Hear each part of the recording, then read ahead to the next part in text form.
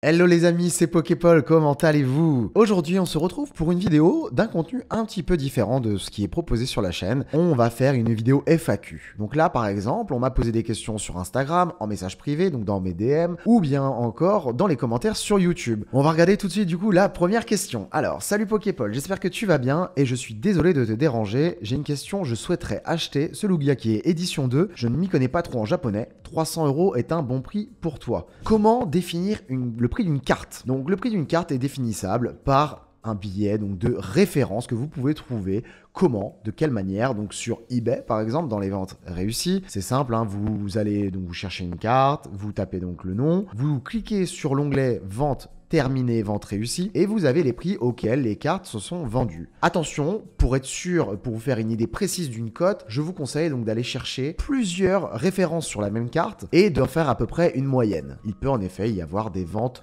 un peu falsifiées. Ce que je veux dire par là, c'est qu'il y a des gens qui, pour faire monter le prix d'une carte, vont acheter eux-mêmes la carte ou faire acheter la carte à un ami pour faire monter le prix du coup de cette carte. Donc, ce que je vous conseille, c'est de regarder à quelques dates un peu différentes et de regarder donc plusieurs prix afin de vous faire vraiment une idée. Sinon, en deuxième, vous pouvez également aussi aller regarder sur Card Market, qui est donc un peu la bible pour tout ce qui est Yu-Gi-Oh! Et qui l'est un petit peu aussi pour Pokémon. C'est pas la référence qui est utilisée le plus. Je pense que eBay, mine de rien, on a beau dire, reste une bonne référence hein, pour se faire une idée du prix. Et troisièmement, également, vous avez les groupes, bien évidemment, sur Facebook. Voilà, il y a souvent des posts de cartes qui sont mises sur Facebook. Et voilà, vous pouvez vous faire une idée en fonction de ce qui a été vendu, pas vendu, de choses qui sont assez redondantes parfois, qui reviennent, des choses où il y a des baisses de prix également, des cartes où il y a des baisses de prix. Voilà, avec tous ces éléments-là, normalement, vous pouvez vous faire une idée à peu près globale du prix d'une carte. Je me demandais si tu avais un Excel avec référence des poids sur les ouvertures. Alors, cette question elle a été posée pourquoi? Parce que la personne qui m'a parlé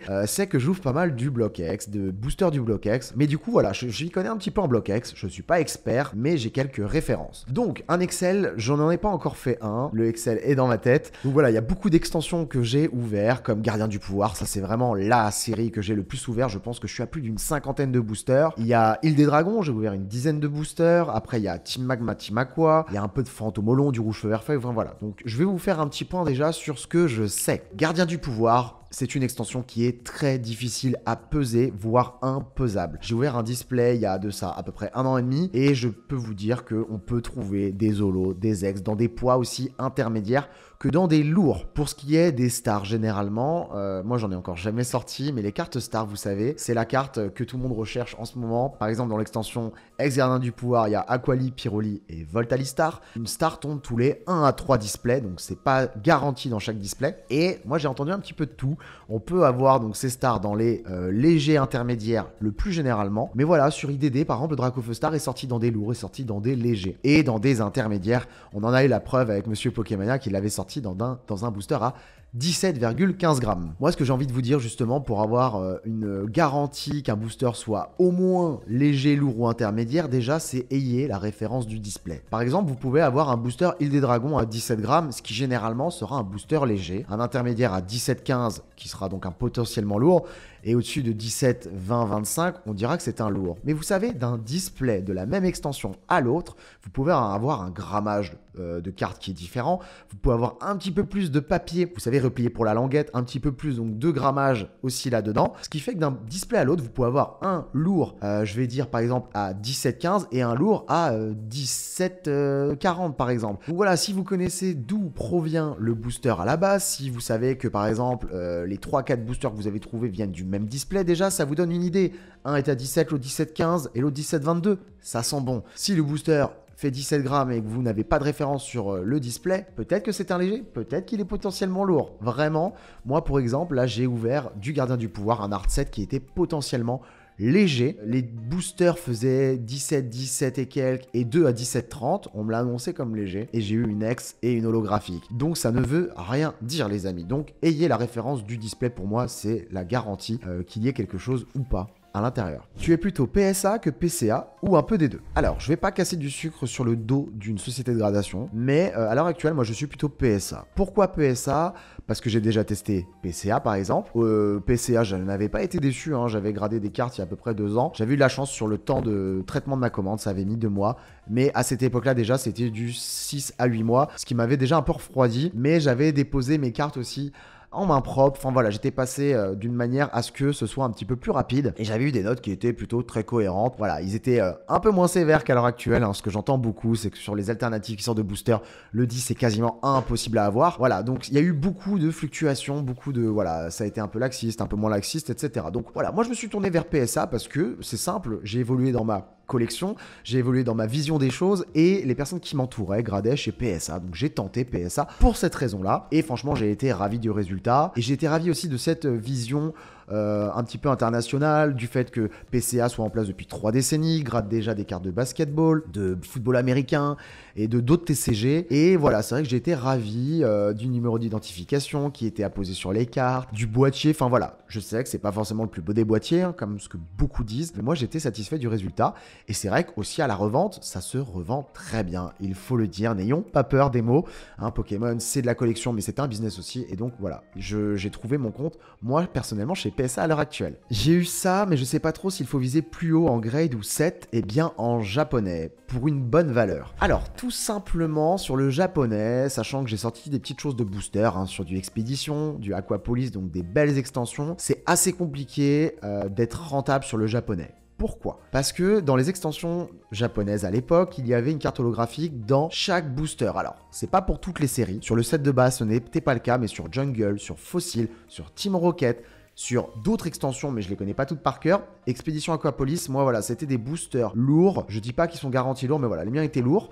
Et quand on tape un 10, on est rentable. Une carte généralement en moyenne, que ce soit une holo, que ce soit une ex, sur du japonais, on va être aux alentours de 300 euros, 300, 400 euros. Après, tout dépend lesquels. Hein. Les plus gros bangers monteront bien sûr plus haut. Mais voilà, on est sur une moyenne de 300, 400 euros en PSA 10. Donc, le booster généralement vaut entre, allez, en ce moment 150, 200 et jusqu'à 300, 400 pour du Aquapolis Expédition par exemple. Moi, j'avais payé 400. Donc voilà, pour être rentable, c'est un peu compliqué. Et si on tape du 9, on est tout de suite sous la barre des 100, 150 euros. Donc, très compliqué. Je vous conseille pas forcément de le faire pour l'aspect value, mais plutôt pour l'aspect plaisir et d'ouverture qui est sur un bon rapport qualité-prix. Ouvrir un booster japonais aujourd'hui et sortir une holographique, ça reste moins cher que d'acheter un booster lourd français et de sortir une holo. Hein. On est sur 5, 6, 7 fois le prix sur un booster français. Donc déjà pour le plaisir, c'est chouette. Mais voilà, si vous voulez acheter, achetez quand même plutôt du 10 si vous voulez être valuable. On dira. Une question pour toi, c'est quoi la marque de ta chemise? Elle est propre, j'ai envie de la grader chez PSA. Et bah regardez, j'ai remis exprès, je pense que c'était cette chemise, j'en ai 2 de cette marque-là, donc la marque c'est Farah, voilà. Pour répondre à cette question que je trouvais assez drôle et casser un petit peu le rythme de cette vidéo. Où achètes-tu tes sleeves? Alors, mes sleeves, pour le moment, je ne les achète pas en ligne, je vais dans une boutique de jeux où j'ai mes habitudes, où j'achète parfois, vous savez, les ultra premium quand ça sort, ou un petit coffret par-ci par-là. Mes sleeves, ce sont des board game sleeves et ce sont des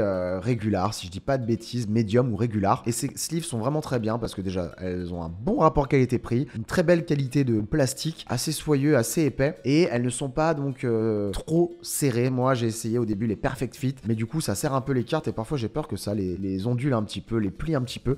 Donc celles-là sont parfaites en rapport qualité-prix parce que je crois que je les paye 3,80€ les 100. Donc voilà, je suis très satisfait de ces sleeves pour le moment. Quelle sera la prochaine grosse ouverture? Donc pour rappel, pour ceux qui n'avaient pas vu ce qu'on avait réalisé sur l'année 2022, on a fait la box break d'un display 7 de base édition 1 au mois d'octobre. C'était un moment vraiment magique en compagnie donc de French Charizard, Monsieur Pokémania, Poké Cinéma, Pelle Collect et Thomas de la régie. Et ensuite, on a réalisé avec cette même équipe, on a changé juste un intervenant car Pelle Collect n'était pas là. Et c'est Pokéstoria qui nous a invités sur sa box break Gardien du Pouvoir, donc sur le bloc X. C'était incroyable et en plus, il a reversé donc à l'Institut Pasteur 1500 €. Donc il y avait une donation qui a été faite avec une partie des bénéfices. Donc superbe moment qu'on a passé ensemble. Et du coup, maintenant, qu'est-ce qu'on va faire sur l'année 2023? Je peux pas vous dire quel display on va box break, pourquoi? parce que c'est pas encore acté. Mais je peux vous dire que dans quelques mois, très prochainement, on va réaliser un projet de la sorte, c'est sûr. Donc maintenant, on a déjà fait cette de base, gardien du pouvoir, donc il faut trouver autre chose. On a plein d'idées et je pense que ça va commencer à fuiter d'ici peu de temps. On vous donnera donc des infos quand ce sera le cas. Mis à part ça, les amis, un événement qui arrive fin avril, le week-end du 22 avril, le gala